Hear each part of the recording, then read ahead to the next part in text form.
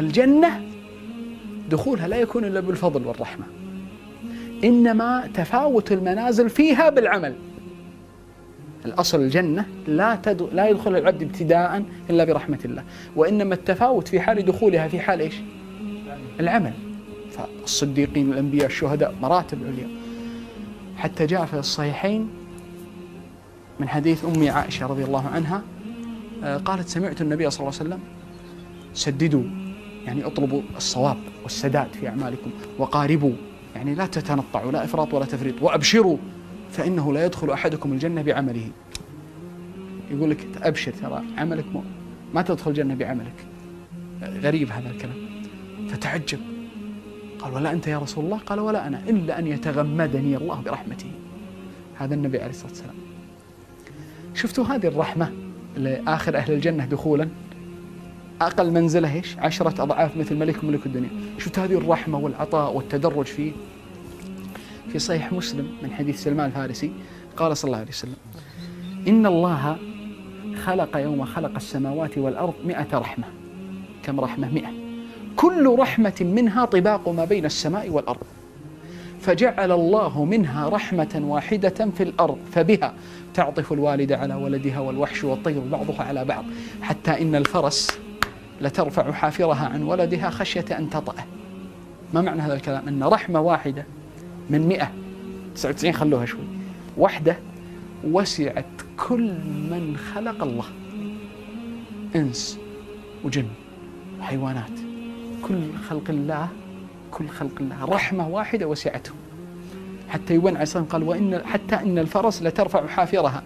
الآن فرس لا عقل لها، جعل الله فيها رحمة في البهائم أنها تشفق على أولادها.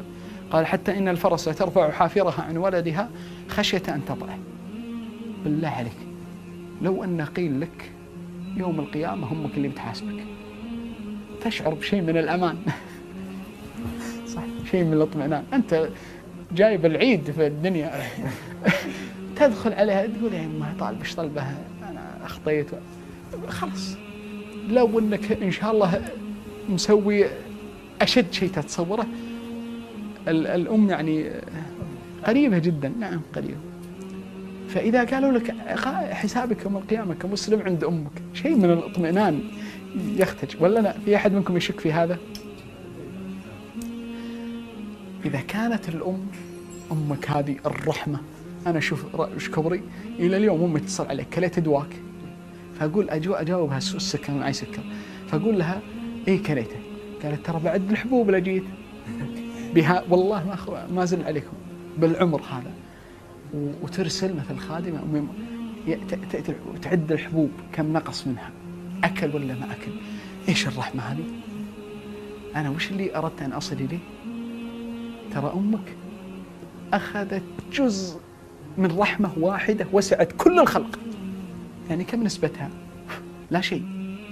99 رحمة عند الله يوم القيامة خاصة لأهل الإيمان يوم القيامة. يا رب أنك تميتنا على الإيمان، يا الله يا رب أنك تميتنا على الإيمان والإسلام، عشان تعرفون ما يذخره الله لنا من العطاء والفضل والخير يوم القيامة، شيء ما تصور. فإذا كان هذه جزء واحد أمك تتعجب من رحمته، جزء لا، 99 رحمة خاصة لأهل الإيمان. هذا آخر أهل الجنة دخولا. من الذي أعطاه؟ من الذي تدرج معه؟ ترى هو جزء داخل في رحمة الله.